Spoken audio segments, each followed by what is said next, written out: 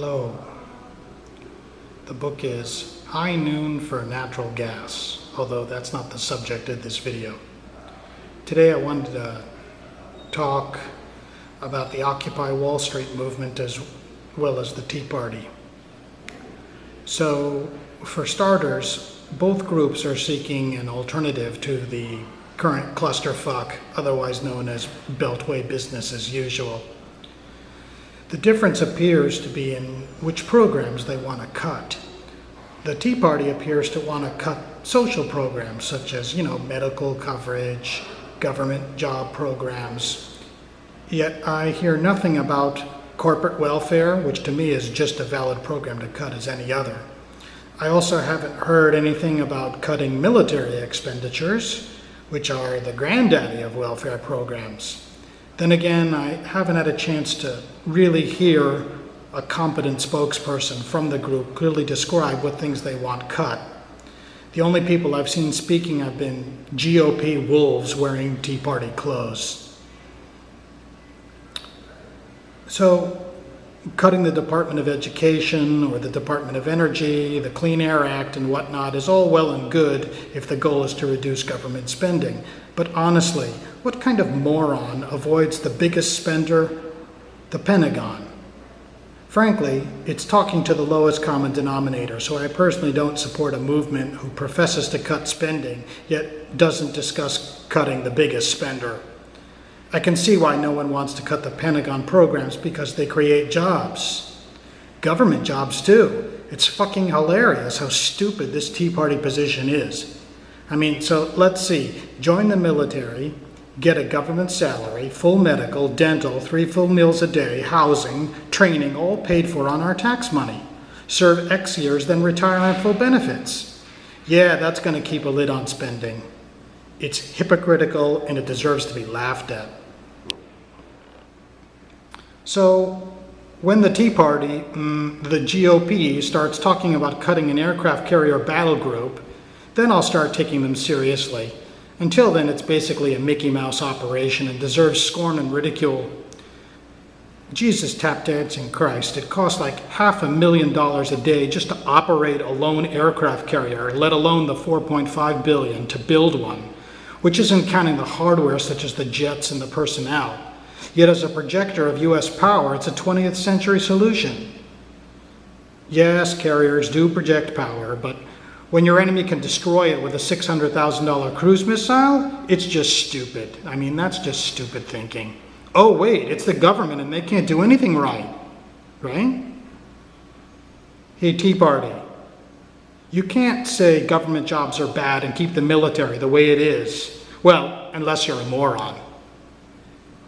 I won't even get into guys like Senate Majority Harry I'm a Mormon Reid, who happened to be chairman of the Nevada Gaming Commission and reported support of democratic values while voting for the war in Iraq, just so conservatives don't think I'm some sort of overboard lefty.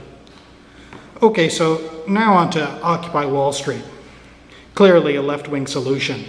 And unlike the Tea Party, Occupy Wall Street appears to be made up of the young as well as middle-aged people. These folks are Obama voters, unlike the Tea Party, who in my opinion most likely voted for Bush. And shame on you. So, Occupy Wall Street actually has more influence, since basically they're the majority. It's a grassroots, bottom-up movement that is in essence acephalous. It's a 21st century groupthink supported by social media. So older and conservative people can't understand it. Yet it's very similar to the movement of the 60s, right? Occupy Wall Street doesn't want the same old white bread existence, and they see military spending as the thing to cut. I can see the logic because the USA is in no danger of invasion.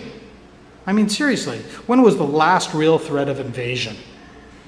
The British attacking New Orleans, or perhaps when they burned the White House? Pearl Harbor and the Aleutians were never invasions, nor did they ever threaten the United States of America beyond military surprise or a temporary holding of some Alaskan islands. It's fear.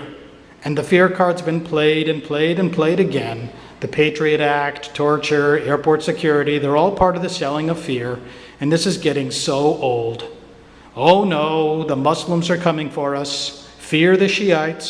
Sunni Muslims have the bomb. Face it, guys. Nuclear war hasn't happened yet.